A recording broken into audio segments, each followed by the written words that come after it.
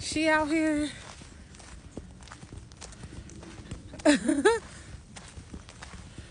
I said, let me get out. Y'all look at me. Stop. Look at me. It be animals out here, y'all. I'm not talking about a little animal. I'm talking about deer. I think I seen a hog one time. I don't know if it was a pig or a hog. I don't know what you call it, but it was out here. And I got the hell on. I'm not walking too deep. Look at, guys, I'm talking, I'm walking. Y'all can't believe it too, huh? I'm about to go crazy, y'all. It's a little bike trail over here. It's a little bike trail. It's a little small one. This is an actual full bike trail. And like I'm talking about like mountain biking type shit. I usually walk through here. Y'all have seen videos where I'm walking through here, but I'm just gonna sit up here at this bench. Y'all wanna see? I'm just gonna sit right there at that bench. Yeah, y'all hear the birds? I wanna show y'all Navy Park.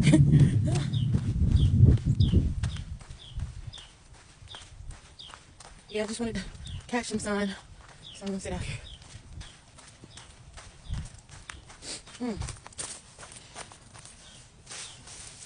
I stopped at Bojangles. I feel so good. I couldn't breathe, y'all. I mean, it's still a little tough. It's definitely still a little tough, but way better. You don't understand? I would stop and be like this.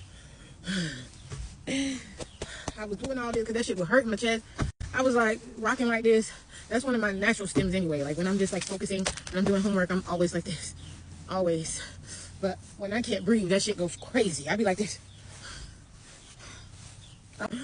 And I couldn't record that. I mean, I was just enduring those things, but could have been recorded. It's been such a nice day. It's kind of cold out here, but the sun is out. And y'all know I love my hat. But I gotta take it off because I'm gonna catch some Z's. I mean, what the fuck am I talking about? Not Z's, rays. But I was saying I'm gonna get me a bike. I said that. I made a video and I said, oh, my legs cold. I'm never fully prepared. I'm not a winter girly. I'm a summer girly. And even for summer, I'm never prepared because I never have my off. This is going to be a different summer. I'm going to be ready. I'm going to be able to breathe. I'm going to have my off. I'm going to have my bike.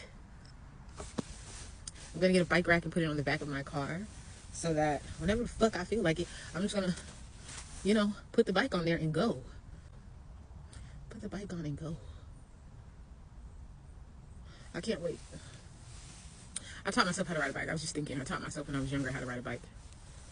And I was kind of old. I was probably like 10 when I finally learned how to ride a bike. But I taught myself because I was sick of it. And then when I did, I just think of a lot of stories. I didn't know how to use the brakes one time. We went to the park and I was hitting folks. I went through this like bridge area and people were standing on the bridge and I'm just like, move! And I'm just like, I'm hitting everybody with the, you know how the handlebars be sticking out? I'm hitting everybody. They're like, oh! I don't know how to brake. It's a child. But anyway. Yeah. Y'all see me? I'm breathing so much better. Even this took me out. This sun is not hot enough. Or it's just too goddamn cold. Anyway, y'all, I wrote something. I have a journal. I bought this at the top of the year. And I wrote in it a little bit. I also have another book. Isn't it so cute? Look, it has like the little things. The little things.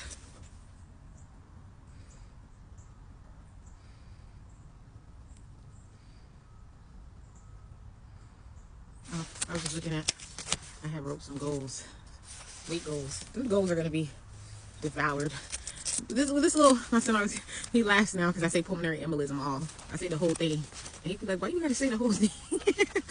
And I'm saying, like, because of this pulmonary embolism, the weight is done. Like, it's going to come off. Sometimes you just need a good reason, right? It makes you not take things for granted, like your health and stuff, right? But, I was writing in here before. Wow, look at that. Huh. I was looking up Rastafarianism. I wasn't talking to my dad. I had a dream about him again, and the last two dreams I've had about my dad, I felt like I was actually talking to him. Like, actually, and the one before this one, I wasn't talking to him. He kind of was. He took me to a party in the dream, and I guess we were around his people. My dad was pretty social, but not with us. He was social, but not with his kids. It's funny. Yeah, you know, social, outgoing, everybody. Oh, he's just, they have a lot to say about them. It was so frustrating because when he died, everybody wanted to tell me about him. And it's like, no. Now, he didn't talk to me much, but I followed him everywhere. So don't tell me who he is, because I watched him, and I know. You feel what I'm saying? But when he died, everybody was like, he's this type of guy. He's this type of guy. He's that type of guy. And I'm like, I know what type of guy he is. And first of all, he's my father.